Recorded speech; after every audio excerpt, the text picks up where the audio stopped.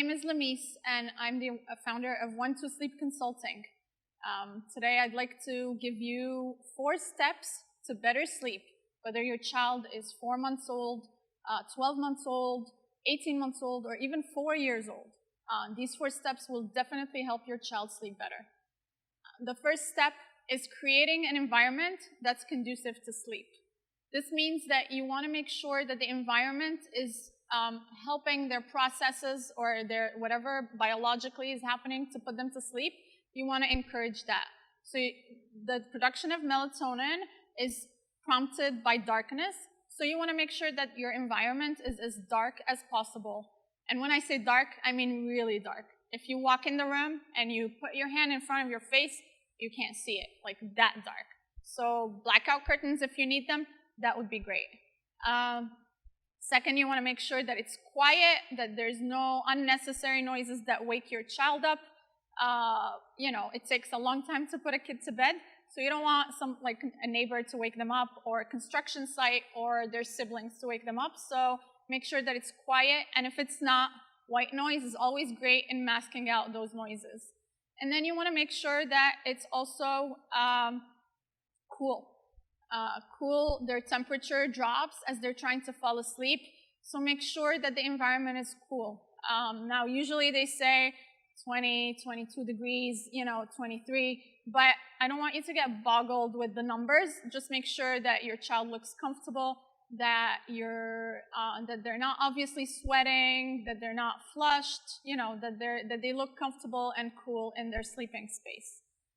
The second step to better sleep is making sure that the schedule that you're giving them, the sleep schedule that you're giving them, is appropriate to their age.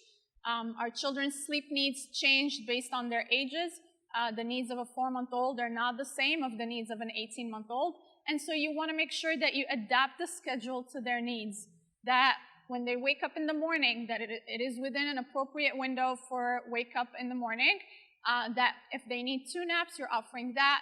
If they need 1 nap, you're offering that, and you're offering it at the time that they're showing you sleepy cues that they need to sleep. And then you want to give them an early bedtime.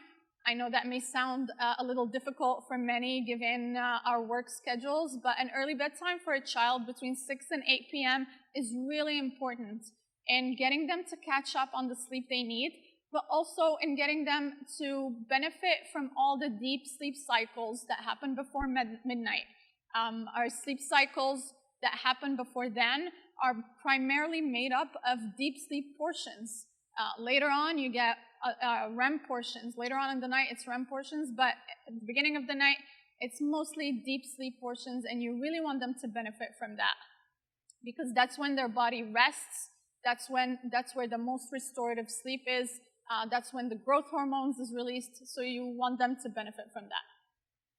The third step to healthy sleep is having a consistent sleep routine. What I mean by that is something that happens every day before sleep to signal to your child that it's time to go to bed. Our children don't wear watches, they can't tell time, so they only know what's happening based on what happened before that. So first of all, that gives them a sense of security and a little bit of control in a world where they don't really get to decide anything.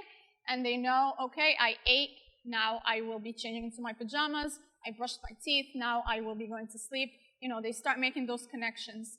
That routine is also a great time to bond with your child and do an activity that helps them wind down. So if you enjoy reading stories with your child, singing songs, saying a prayer, anything that helps them unwind and really get their body ready for sleep.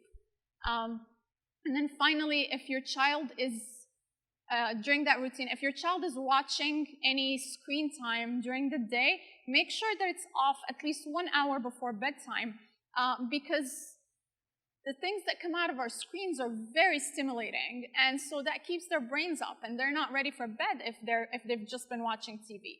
But also the lights that come out of our screens kind of inhibit the production of melatonin. And we really want the opposite to be happening. We want a total free flow of that melatonin.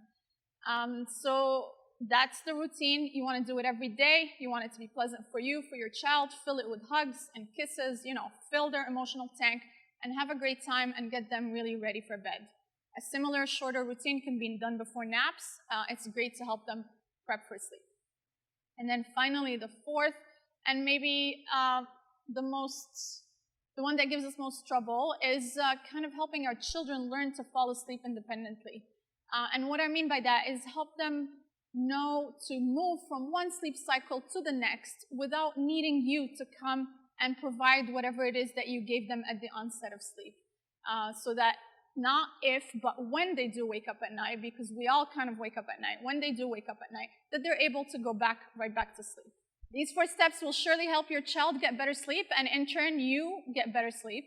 I hope this helps, and see you next time.